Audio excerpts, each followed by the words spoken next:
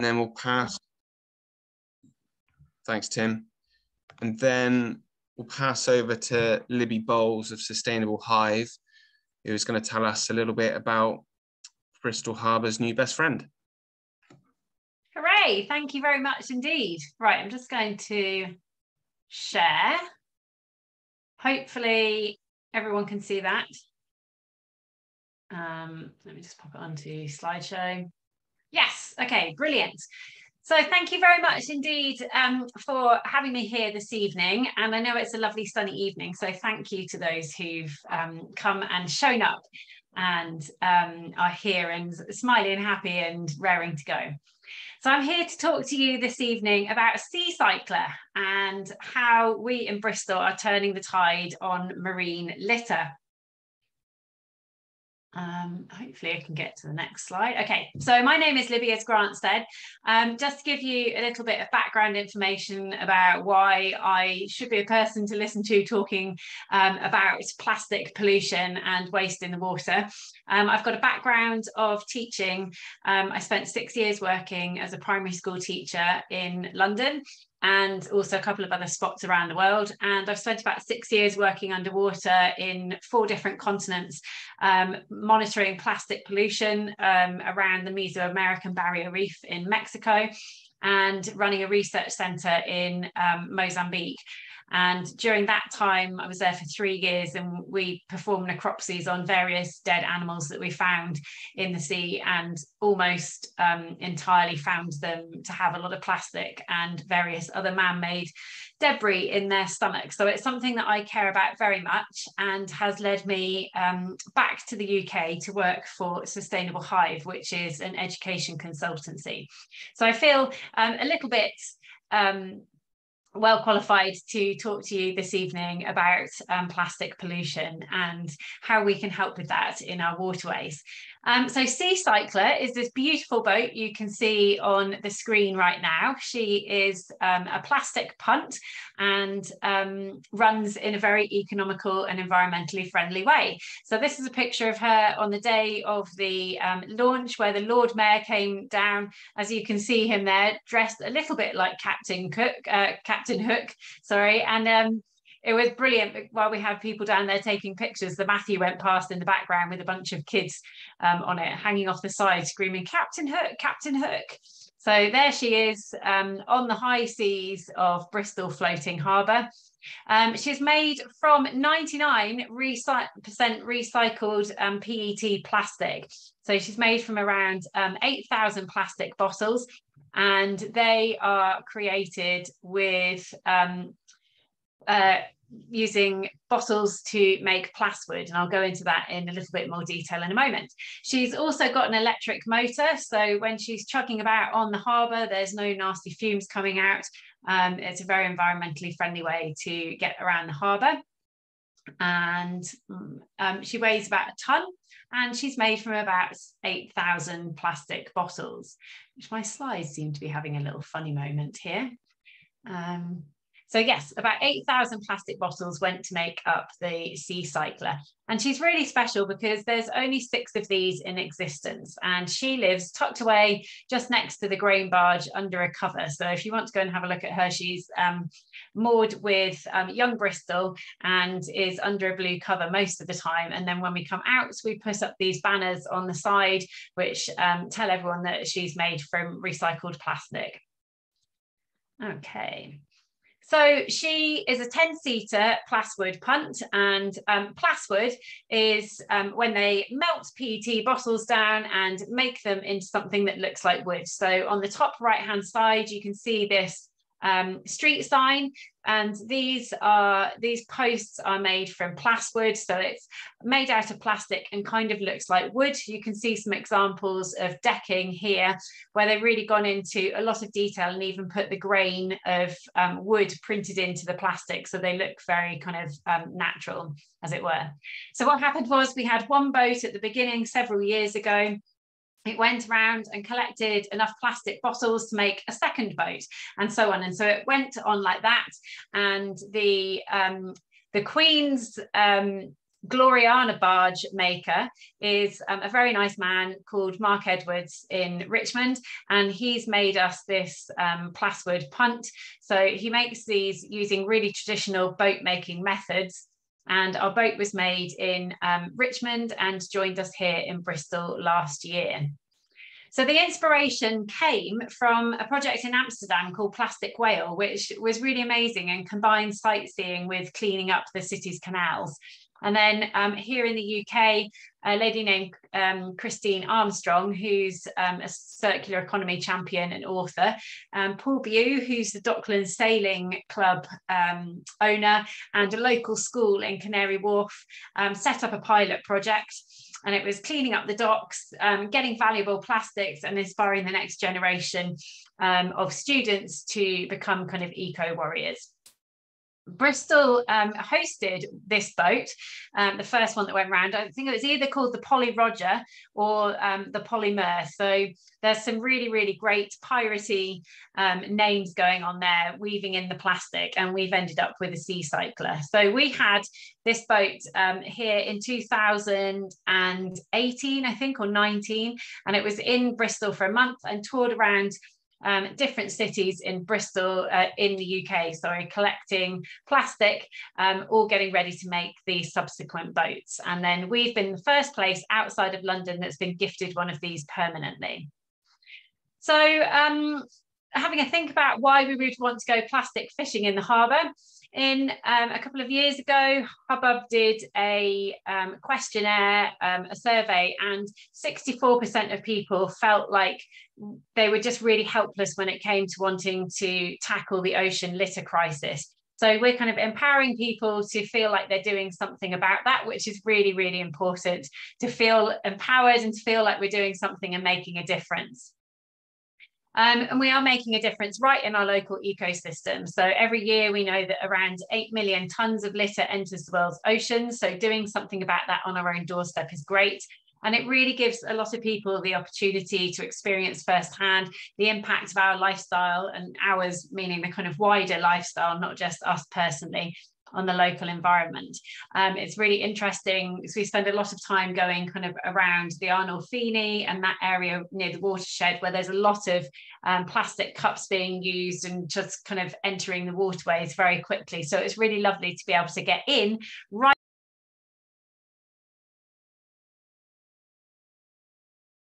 unmute and have an effect on what's going on right there.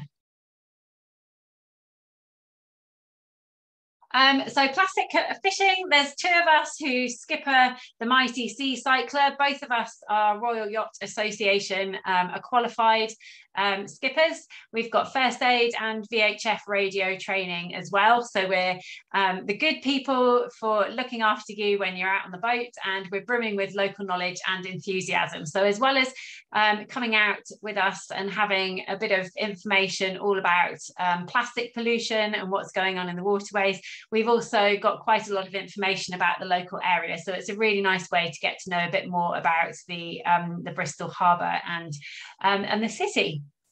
So you learned about marine plastics, you learned a little bit about the circular economy and recycling, and I'm really excited that Noelia from Bristol Waste is going to be having a chat with us shortly, because she is full of information, and she has been around to take on lots of the rubbish that we've collected over the last year using the Seacycler, and she's been a really great help and a mine of information. Donations that we receive from corporate volunteering coming out with us on Seacycler enable us to make education resources. So our dream is that we're using the Seacycler to take people out on corporate social responsibility days, on volunteering days.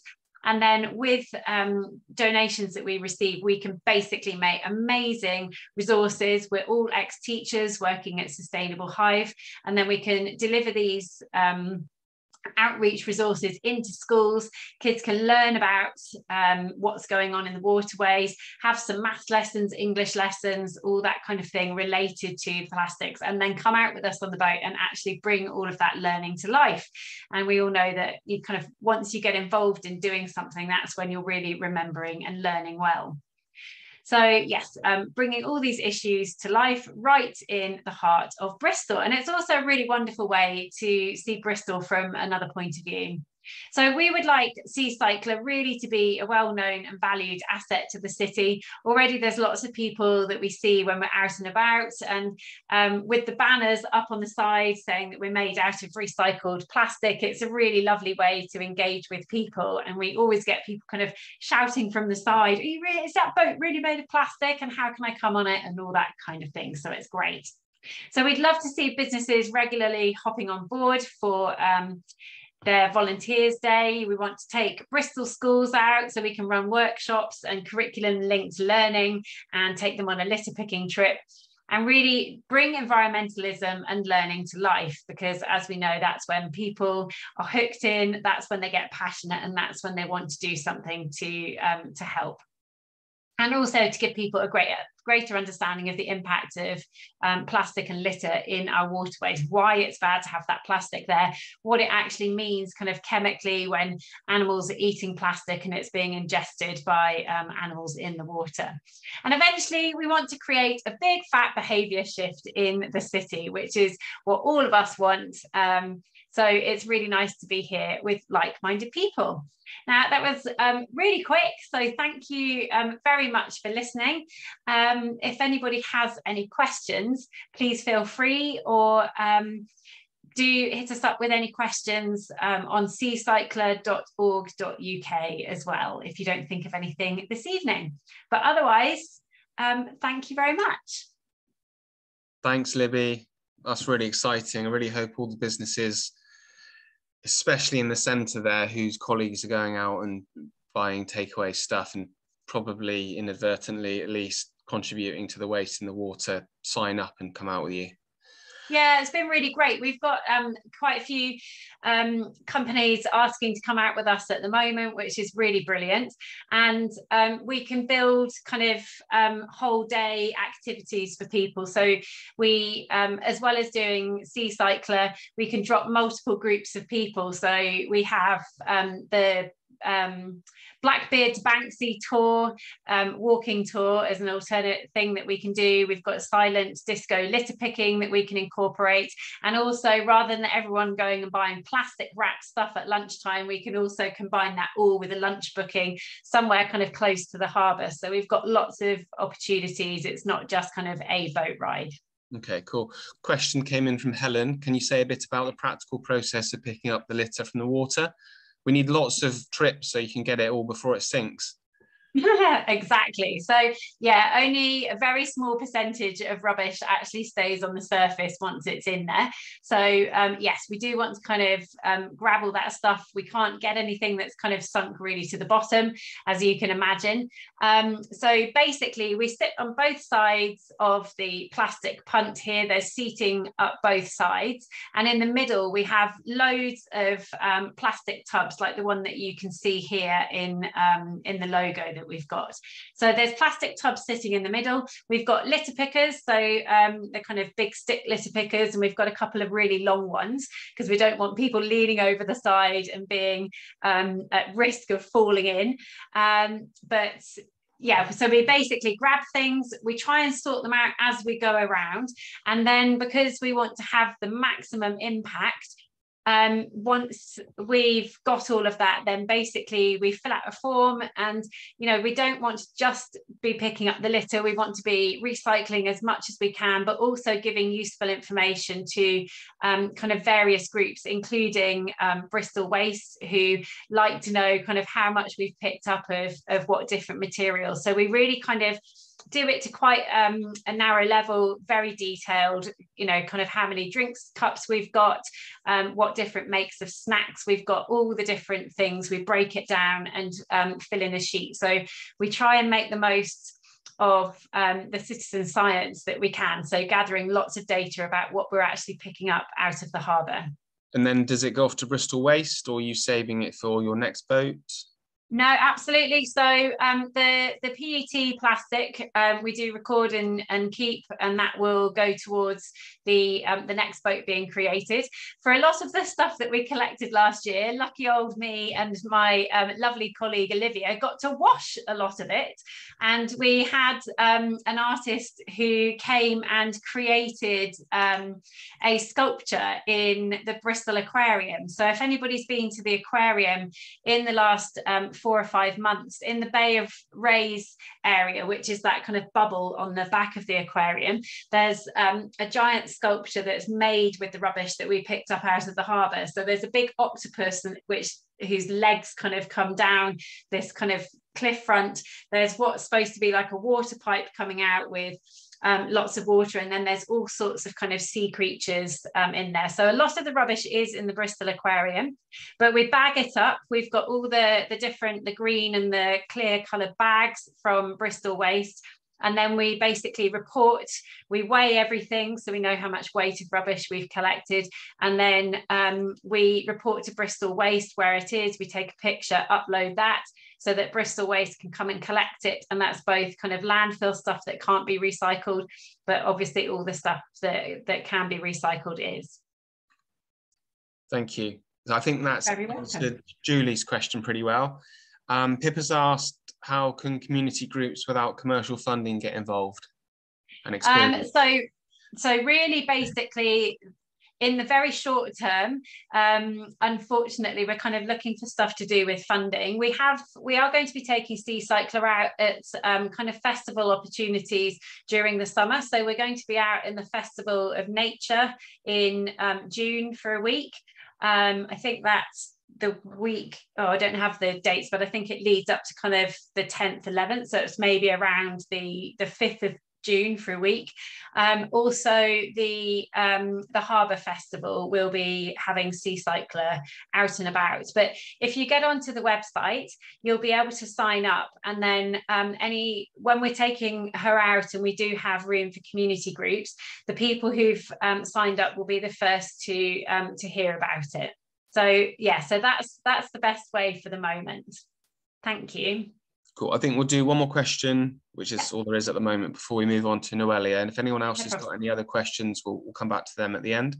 So Julie's asked if there's any method of getting the sunk plastic and also microplastic out of the water. Microplastics, I'm not sure that there is in the harbour. The sunken plastics is quite an interesting one, because I was had a tour around Underfall Yard and was seeing about the sluice gates opening, and they were kind of I was also having a discussion with them about what happens with all the plastics at the bottom, and when they kind of open the sluice gates, are a lot of those just kind of getting washed out of the sluice gates, and they don't have any. I think I'm right in saying that they don't have bars that kind of are right across the sluice gate. So it is possible for plastic pollution to get out there. So that is a bit more difficult, because obviously you've got, kind of a lot of silt that will be at the bottom of the harbour. So I'm afraid I don't entirely know how we can get that out. Yeah, and the microplastics is a really difficult one. I've talked to the council and asked them, because is it the River Station, or used to be the River Station restaurant, just kind of past like the Mud Dock Cafe, and round there on the harbour front there, they have like a pontoon, and the outside of the pontoon has been exposed, and inside is all polystyrene, and there's polystyrene literally kind of just coming off their pontoon bit into the water. So especially around there's lots of small stuff, and we do have like a little net, but we can't stop the really tiny stuff. Okay. Yeah, that's it. Thank you Libby. very much. Thanks, Libby. Yeah, again, really hope it takes off. Thank you. And Grant, you'll have to come for a ride sometime. Get you out. Oh, yes, please. Fabulous. All right, thank you very much. I'll mute myself, but if anyone has any questions, please do email or contact us through Seacycler. And I'm really excited to hear Noelia speak, so thank you very much.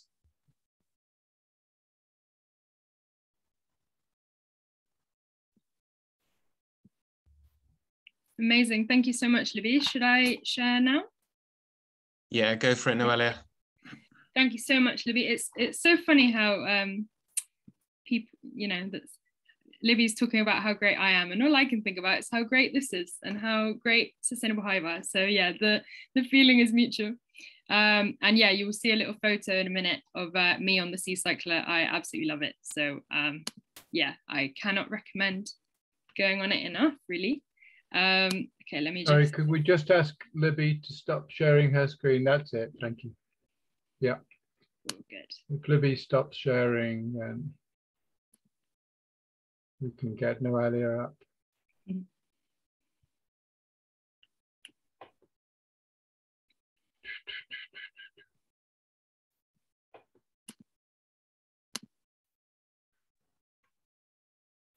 Can you do that, Libby? Stop sharing. Thank you. I think that's it. Yeah. Great. Okay.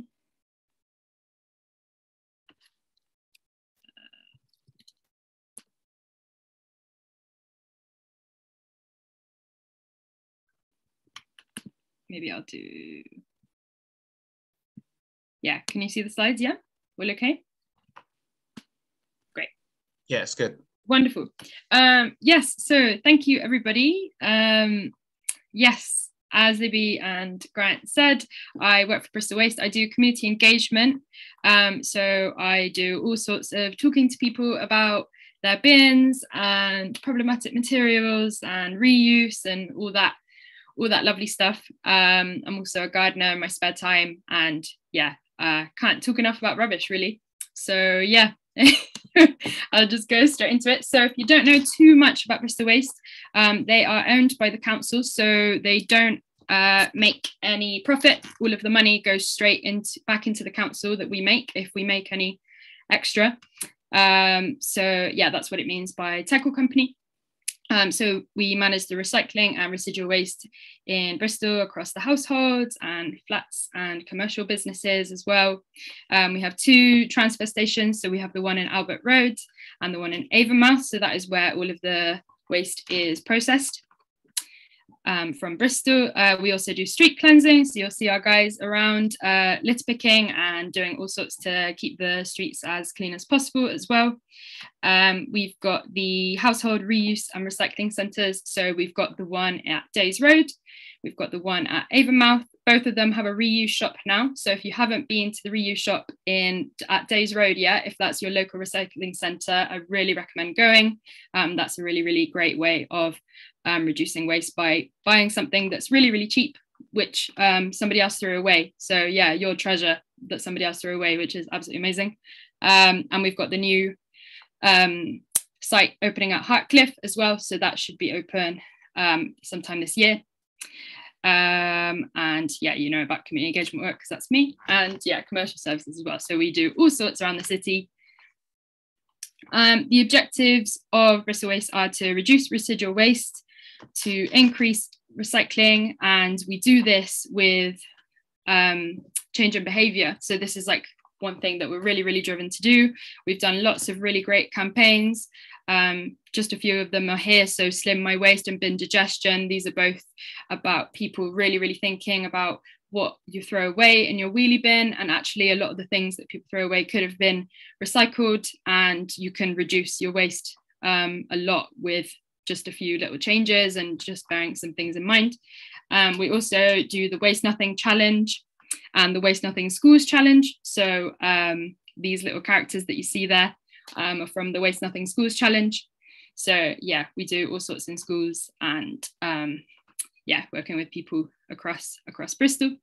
We want to support circular economy, so that's the whole reason why we really care about all of this. Really is to, you know, our mission is definitely for Bristol to waste nothing, and you might have seen our logo, which is a big circle, and that's in honor of that. We want to reduce carbon emissions, of course. We want to show that there is value for money in recycling. It's not just about it being right, you know, the right thing to do for the planet. You know, they are resources that are really valuable in more ways than one, and one of them is financial. So yeah, it is value for money to recycle.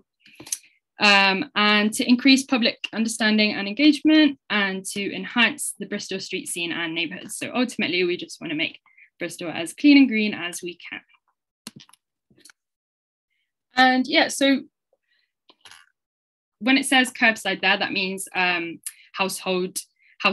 individual household collections, sorry. So 80% of Bristol are curbside collections, so individual household collections. And what makes us so successful in terms of having one of the best recycling rates in the whole of the UK is the system that we have in place of separating materials at curbside.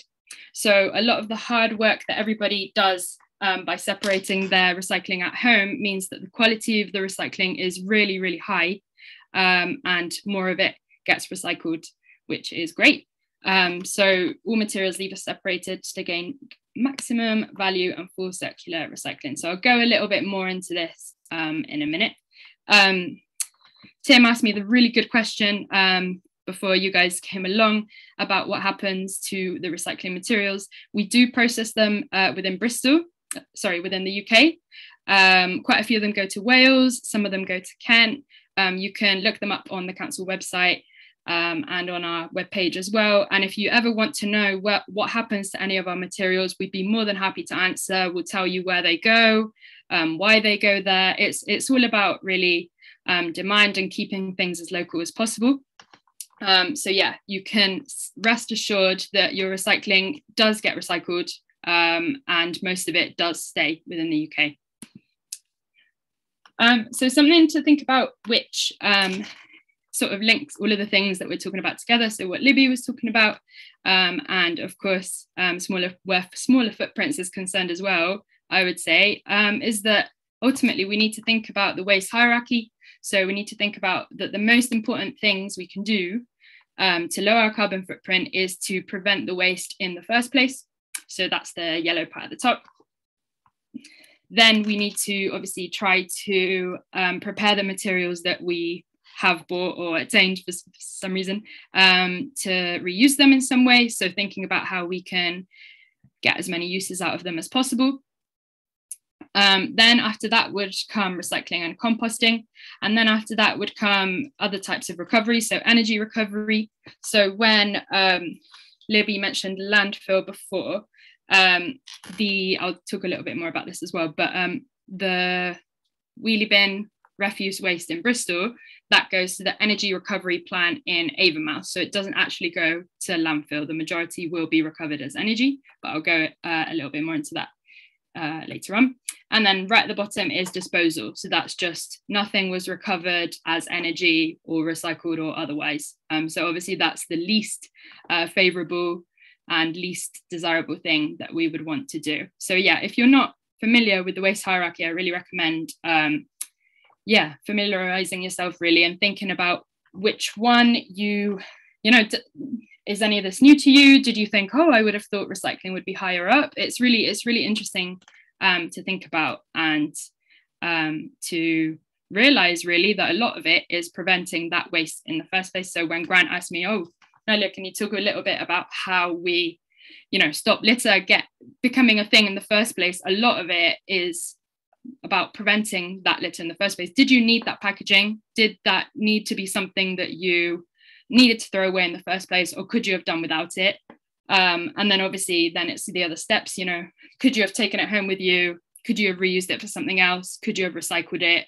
And you need to make sure that it's going in the right place, whatever you decide to do, really. So yeah. Ooh, sorry, I don't know why it's clicked off. Okay, we're back.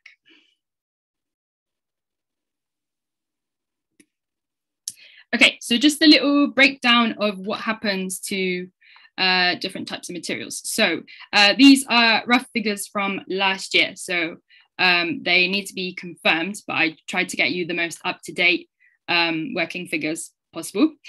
So we handled 170,000 tonnes of household waste.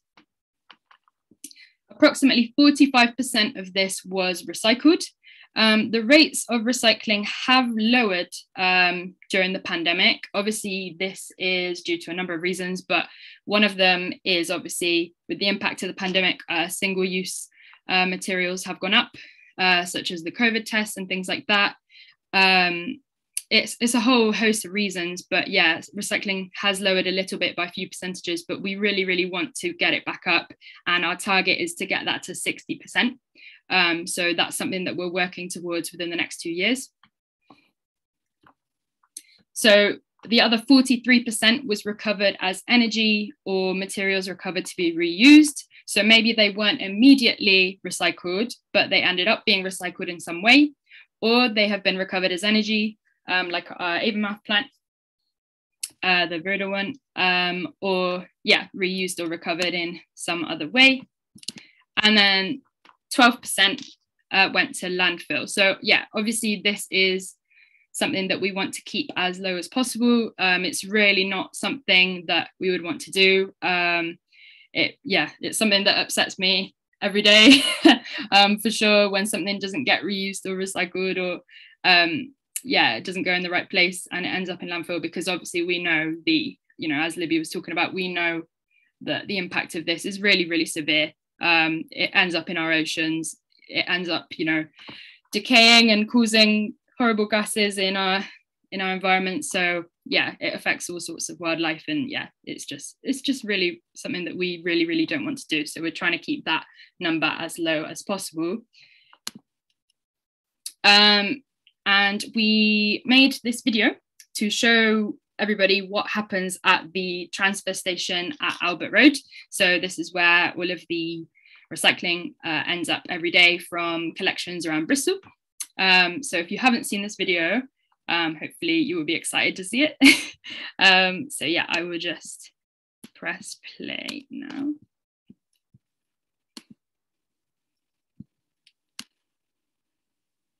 Can everybody, it's clicked back off, isn't it? 1 second.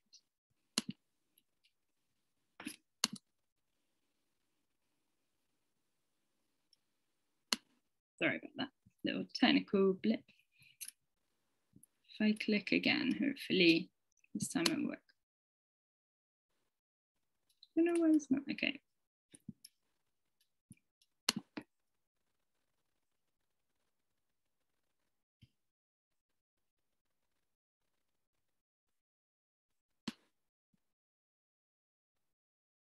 Okay, what I might do is just open it on YouTube. Sorry about this, everybody. Okay, I might just open it like that. That's fine.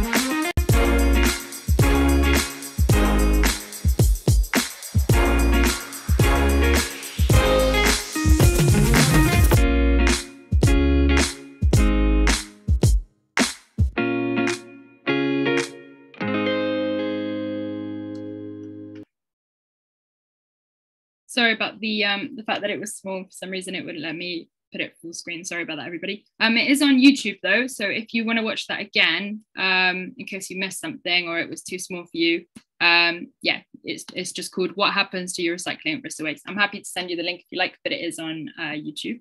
Yeah, something that people get quite confused about quite often is, you know, why does plastic and cans go together? And that magnet shows you exactly the process. It shows you how they're separated. So yeah, it's crazy. That mountain of plastic that you see, that can build up from just one day. So yeah, it's quite something to experience, really. Yes, and so that's what happens with everything that you can recycle at home. One thing that I wanted to talk about in terms of something that we've started as an initiative in the city centre on commuter routes is the cup bins. So Libby talked about, yeah, finding plastic cups and things like that around. This was something that we introduced in order to try and combat that. So the little QR code in the corner, that's just a link to the webpage if you're interested to learn more. So obviously a reusable coffee cup is of course the best choice, but thousands of paper cups are thrown away every day in Bristol. We've reprocessed over 9 tons of coffee cups, so that's around 750,000 cups. The plastic film lining is removed and the paper gets recycled by the James Cropper paper mill in the Lake District. And this paper will get a second life as high quality paper, packaging and stationery products. So if you imagine, this would have been just wasted paper, essentially, and we've managed to rescue it, which is amazing. So yeah, we collect this from commercial sites and the commuter routes in the centre of the city. On the webpage, it shows you a Google map of where they all are. If you wanted to find one closest to where you work or closest to maybe where you walk sometimes in the centre. So yeah, you can have a look and find that if you're interested. And so the key thing here is that they have to be paper and not plastic cups and not compostable. So I will talk a little bit more about compostable materials in a minute. But yeah, much like other recycling materials, the more it is just made from one material, the easier it is to reprocess and recycle.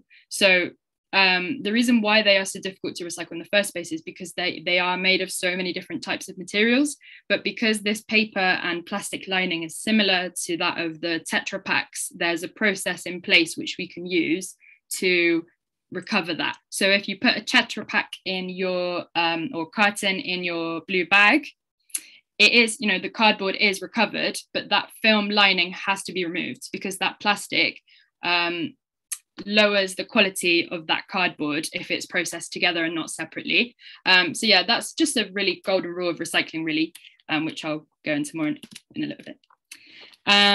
Food waste, this is another really important one that was touched upon in the video. So this is so important because people don't realize that it's not just about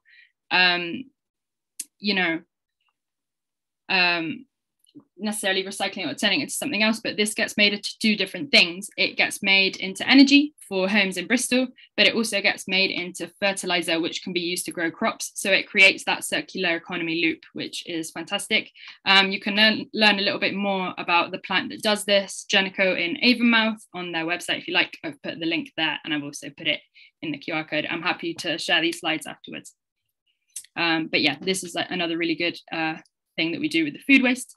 Like I mentioned with the energy recovery plant at Viridor, so this is what happens with general waste.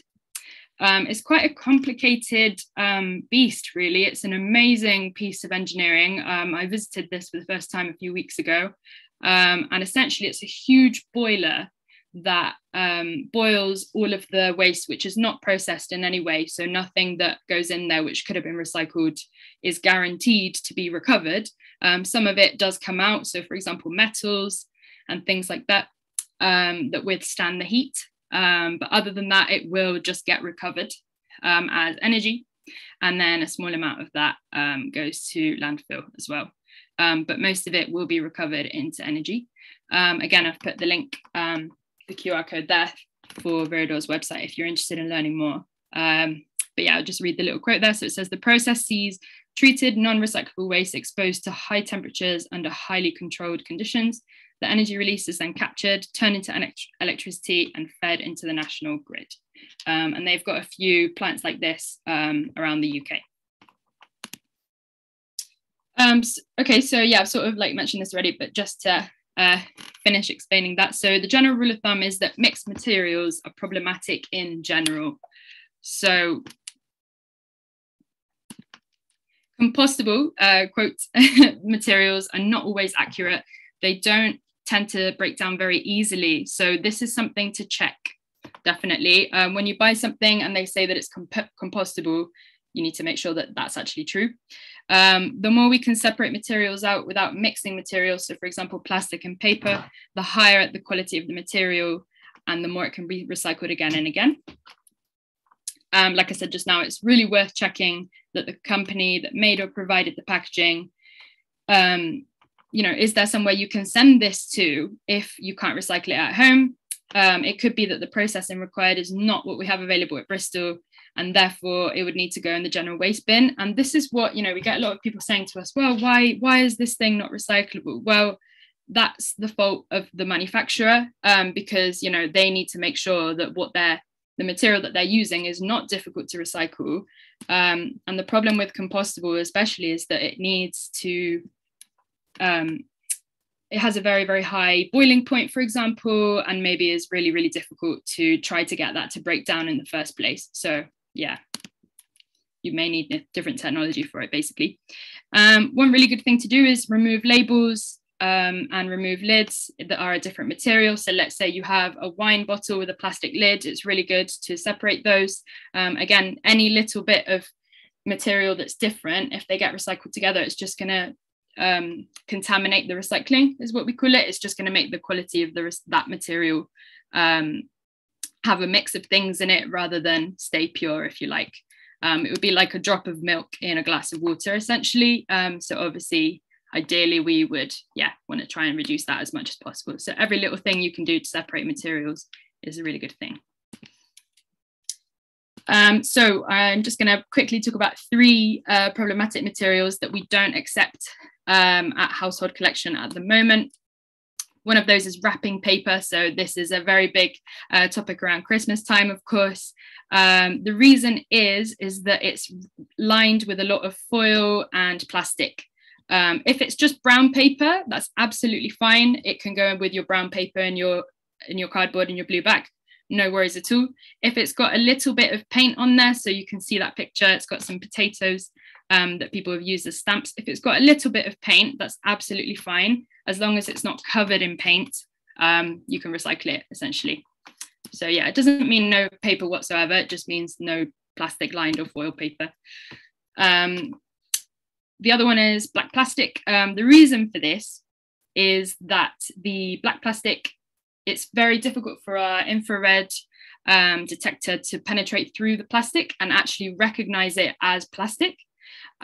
So it actually gets it confused with the conveyor belt, which is also black. So yeah, it's one of those to keep an eye out for. A little tip is that most black plastic is actually dark grey. So you can do a little light test. Just hold the plastic up to the light, and if you can see light coming through it, it's probably just dark grey. It's actually very, very difficult to create completely black pigmented plastic. So it's probably just dark grey, which means you can recycle it. And then the last one is, of course, plastic films and soft plastics. Please take these to supermarkets and remove them from your recyclables at home. These just get jammed in our plastic machines, and yeah, we don't currently have the processing technology to process these, but there is a plant being built at Avonmouth which could potentially be something that helps us recycle these in the future. But yeah, for now you can just take them to supermarkets. That's the best thing to do because they handle it in bulk. But yeah, the legislation is changing around this, and yeah, there's lots of different technology and factories coming. So yeah, it's not going to be a no forever, but it's just a difficulty all over the UK for now. We also do a few litter campaigns. So you might have seen these little stickers of seagulls and foxes on some bins around the city, especially in parks and such like. And they basically just say, don't feed the litter critters. If the bin is full, please take your rubbish with you. And this is just a standard thing that we think people should really think about. One second, I'm just going to turn my light on because I realise it's very dark. Just caught myself in the corner, realised I ducked. Yeah, so essentially what we want people to think about, look, if you brought this heavy load of things with you to the park, there's no reason why you shouldn't be able to take it home with you if it doesn't fit in a bin. So yeah, it's something that people need to try and make a habit, essentially. And yeah, some other little litter campaign posters that you might have seen around the city as well, the Litter Hurts campaign. Yeah, we do all sorts of litter picking as well. So at the moment, it's the Great Bristol Spring Clean. And we offer free litter picking kits to schools, community groups, anyone picking in Bristol. As Libby said, we've teamed up with Sustainable Hive. And yeah, they've borrowed our kits many a time to do their wonderful events. We run 2 litter picking campaigns a year. So one of them is the Great Bristol Spring Clean. And we do all sorts of other initiatives as well. We team up with all sorts of people around the UK and Bristol, so the council, businesses, Clean Up UK, and of course Sustainable Hive to deliver education and encourage litter picking across the city. And here is me on the Seacycler, as promised. It's great. It's definitely one of my favourite days ever. I can't recommend going on the Seacycler and talking to Libby and the wonderful team about everything they do. So yeah. Yeah, and really ultimately, it's just about refining and improving processes as we go. You know, nothing is perfect, obviously, as things are, but, you know, it's just thinking about how we can use the technology to our favour, use the legislation changing to our favour, how we can try and change people's behaviour, how we can, you know, intervene and think about, okay, what is it that we can do to show people that it's in their benefit to recycle more and to waste less and to change their behaviour. A lot of people doing the Waste Nothing Challenge were really surprised by how many things, you know, they can get from a zero waste shop, or they can, you know, not get in the first place at all. So yeah, it's just a lot of learning really as we go, like within ourselves, in our homes, but as a business, in the council, etc. And yeah, we can learn from other local authorities and other effective campaigns. Yeah, and I love rubbish questions. I really do. So feel free to ask now or email me if you can't think of anything now. My email address is there, but you can also email at hello@bristolwastecompany.co.uk and I will answer through there as well. Noelia, so, yeah. We have some, thank you, we have some Great. questions and they both are and are not rubbish, or about rubbish. You answered the first 2 already, which is pretty good going. So Caroline asked about separation of plastic and metal cans, which is to do with the magnetism at the Bristol Waste site. And then Boise asked about black plastic, which is quite depressing that it's an identification issue, and how that's not been fixed is astounding at the production end. And Julie asked about why won't the council take grass cutting specifically. I don't know if the council does, presumably it does take grass cuttings, but we asked them, or Julie asked them, about grass cuttings from the wildflower meadow on Clifton Hill, and you mentioned the Genico site. Presumably that's something like food waste that would do the same thing. Yeah, so yeah, really good question, Julie. So essentially what it is because food waste, the process in the anaerobic digester is just a different process than it would be used for green waste. Essentially, like a lot of green waste, the stems are really tough and they maybe wouldn't break down in the same way. Yeah, it's just green waste ideally would be dealt separately. You know, as I said before, ideally just the same materials will be dealt with together. Like, for example, if there's some food waste in the garden waste, because that then gets made into compost or other things, if there's food in there, it could just cause a lot of issues. And yeah, I understand that obviously, yeah, at Genico, the whatever isn't made, the cake, if you like, that comes out at the end, is used as fertilizer and so on, but it's just not going to be as good quality if there's grass in there rather than the nutrients from food, if you like. So yeah, it's a really good question. Again, maybe it's just something about there needs to be a process that combines both, but just at the moment there isn't one, I'm afraid. At the moment it's either food or green waste. So yeah, I hope that answers that question. Thank you. And then the next one, I think you've answered well, about the problematic nature of eco-plastics and compostable bits. Libby say if there was anything else, but yeah, I think that one's done. Julie asked about plastic film not being recycled. Yeah, so yeah, I'm happy to like answer both those questions really, but yeah, I think a lot of it is people not really understanding that there are a lot of different types of plastics, and the different types of plastics have different materials in them, and they will not recycle to the same effect. So a lot of the plastic that we process is like different types of PET, and then that will get made into pellets. And yeah, just at the moment, as I said, with the processing, it just, because it's too soft and stretchy essentially, and it's just the machinery is not going to process that effectively. It's just not gonna, there needs to be a different machine essentially to deal with that type of plastic, which I know is really frustrating, because a lot of yeah, like pots will have like the film on top and things like that, but the best thing to do is just remove the film and keep the slightly crunch, I like to say crunchier plastic. Yeah, so yeah, I really do appreciate that it's frustrating that you can't recycle it at the moment, but yeah, plastic film, plastic packaging and things like that, most supermarkets do take them. So I would say just keep like a little bag aside if you're not doing this already, and just build it up, and then next time you do a big shop, or somebody that you know does a big shop or whatever it might be, can take it for you, and then that's you know, your conscience clean, if you like. You can, you know, you've done the best thing you possibly can, and ultimately these companies are creating materials that are difficult to recycle. So it's not necessarily you as the consumer, it's not necessarily us, you know. So yeah, a lot of people say, oh well, why doesn't Bristol Waste do this, why doesn't Bristol Waste do that? We're doing the best we can, but it's ultimately there are a lot of problematic materials out there, and they are very difficult to recycle. They're made without the process of recycling in mind, a lot of these materials. So yeah, I hope that answers that question. Kind of feeds into the next one about whether or not Bristol Waste could potentially pick up more materials, ones that aren't curbside collection, in like a different run. But I mean, if every film lid were recyclable in the same way, then there might be an argument for like find a way at the recycling end. But you mentioned there being different types of plastics. I think there's 90 odd different types of plastics. Yeah. And if they're all going to be slightly different to treat, you can't be expected to have 90 different recycling channels. So yeah, it needs to go back to standardization at the other end. Absolutely.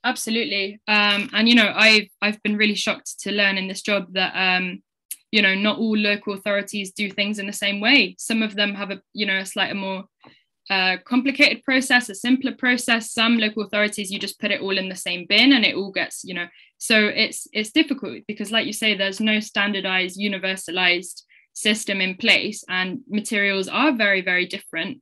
And like I said, you know, it's definitely not perfect. In terms of things that aren't collected at curbside, I mean, yeah, it's, you know, we do have obviously the bulky waste collections, and you know, there's different things in place, but it's definitely a big problem, because obviously fly tipping is a big problem, and yeah, materials that you're not able to recycle yet from home. Yeah, I can totally understand how you think, okay, well, shouldn't you make it more accessible and easy for people? But that's something that we're working on. You know, the blue bag wasn't a thing until a few years ago, and then all of a sudden everybody's buying things online and there's a lot of cardboard, and people at first must have thought, oh, well, why do we need, you know, people don't recycle that much cardboard, but you know, most people's blue bags are full now. So it very much depends on, you know, what people buy, how behavior changes over time. So yeah, it's definitely something to consider, you know, what other types of materials should be collected from curbside, and it's something that we're thinking about, you know, trialing different things. There's like conversations around coffee pods, for example, and yeah, other types of compostable materials. There's conversations around nappies, because there's factories that, you know, recycle just nappies and those sorts of products, and if you can imagine, you know, they've got a lot of other things in there which are not which I won't name. So yeah, it's complicated. Rubbish is complicated, but yeah, it's definitely something we're thinking about, Julie. It's what other things can we provide a service for, but it has to be feasible. It has to be something that is feasible, accessible, makes sense. We have a process for it. And yeah, I agree, Grant. Ideally, we wouldn't have lots of different processes, but yeah, it's just what we have in place at the moment. But yeah, it doesn't mean it will stay like that forever, but that's just the best that we've come up with so far. And like I said, we have some of the best recycling rates in the UK. So that's testament to people following that system and making sure that everything is separated. So yeah. Okay, thank you. I don't think you can do a lot about this one, but because suggested the collectors take more care with the bins, which get thrown around and degrade. So yeah, thank you, Pippa. So I would say a lot of people don't like doing this because they see complaining as something that is really, really bad. But if it's something that you've experienced and you've seen a few times, I really urge you to put in a complaint through the council, because then it's something that can be addressed and then that crew can be spoken to. If you can imagine, there's lots of crews around Bristol. I've heard every different type of, comment on the spectrum, from, oh God, yeah, they break my boxes, to, oh, they're so amazing. They take care to put my boxes back so carefully. They always do this for me. They always, so it very much depends on, how quickly your crew needs to get down your street. Is it a windy day? It depends on so many things. But if it is a fault of the crew, then it does need to be addressed. So yeah, if it's something that you see happen quite a lot, I would urge you to make a complaint so that it can be addressed. But yeah, you can order new boxes on the council website, and that plastic is recyclable at our recycling centres. And if you need to have them collected for us to recycle, then you can request that. So feel free to email us at the hello@bristolwastecompany.co.uk email address if you want to have the boxes collected or something like that. But yeah, I urge you to make a complaint if it's something that you're worried about. Thanks, Noelia. We've got another 6 questions, so I think we probably, hopefully it's okay to go through them, but maybe no more. Otherwise, we're going to run quite a lot over. It's been asked about, I don't know whether it be Bristol Waste or if you know of other companies using future technologies. The one mentioned was about bacteria to decompose, and I think mushrooms. Yeah. Fungi. Thank you, Julie. So yeah, it's a really good question. As you can tell, I'm a bit of a waste nerd and I learn more every day. It's something that I've heard of, happen elsewhere. I don't know anything about Bristol doing that just yet. Obviously, as you can imagine, it's problematic in other ways. Like, we don't know the full effects of, is it going to affect wildlife, or there could be all sorts of concerns really. But yeah, nothing as of yet happening in Bristol. But yeah, exciting to see how it succeeds or how it develops elsewhere. And maybe it is something that we'll take on. Who knows? I don't rule it out, but not just yet. Thank you. Next one is about tours. Do you still do tours of the facility? Yes, we do. We've just started doing them again. That's why we made that transfer station video as well, is because we still had a lot of people keen to do the tours, but we weren't able to during the pandemic. But if you're interested, pop us an email. I'll just put the email address in the chat box. If you're interested, we can look into possible options for you. They used to be on Fridays, didn't they? Now we do. So yeah, we don't do regular ones anymore, I'm afraid. Hopefully they will come back at some point. But at the moment, it's sort of like as and when, so like groups of community groups and so on. We're only just started to bring them back, so bear with us. It may not be like next week if you ask for it this week or something like that. But yeah, if you email us, we'll see what we can do for you. Cool, that's better because I can't do Fridays. Plastic lining of coffee cups and lids. You mentioned that when the cardboard goes off to, I can't remember what county it was now. What happens with the other 2 components? Yes, so yeah, good question. So the plastic lining and the lids, so this is in the bins, you can obviously see that we separate them out. So the plastic lining, because it's removed at the paper mill, I'm actually unsure where they take it. I would imagine, because our plastic in Bristol goes to a company called J-Plas, and they mostly process within the UK. Sometimes they send it to Holland because there's demand for plastic there and the factory's there. So it's a good question. I will find out for you and I can email you the answer. because it's not where our plastic normally goes to. It could be that the lids go to J-Plas, but the lining, I'm not sure where the lining goes. So I'm happy I'll write that down and I'll get back to you, Grant, for that one. Thank you. And in the meantime, everybody's going to start using reusables. Yes, exactly. That I did say that, a shout out to Reusables. Thank you. And then Libby asked about with wine bottles, whether we ought to be removing the metal bits on the sleeve. Yeah, good question. If it's easy to remove it. Obviously with metal, it can be like, especially the sort of the thing that spins around the lid, if you like, that is quite difficult to remove sometimes and can be quite sharp. So just be careful. What you can do with like little loose bits of metal and foil, this is something that I didn't say before, is that if they're really small, to ensure that they do get recycled, you can put them inside something else of the same material. So let's say a Kit Kat wrapper, you could put that in a Coke can if you don't have that much foil, or this little lining around the wine bottle that you're talking about. If you can get it off safely, you can put it inside as well, because they're made of similar materials. But yes, ideally get them off. But if you don't, it's not the end of the world. But yeah, if you consider like the fact that there's just going to be less metal in that glass bale, then the quality of that glass is just going to increase. And there is a world glass shortage at the moment because of sand. The sand needed to create the glass. So yeah, glass is a very, very sought after material. So the more you can keep glass around, the better, really. So yeah, good job. Cool. Alison asked about how best to campaign against the initial manufacture of non-recyclable materials. I would say petition companies, boycott their products if you know it's not recyclable.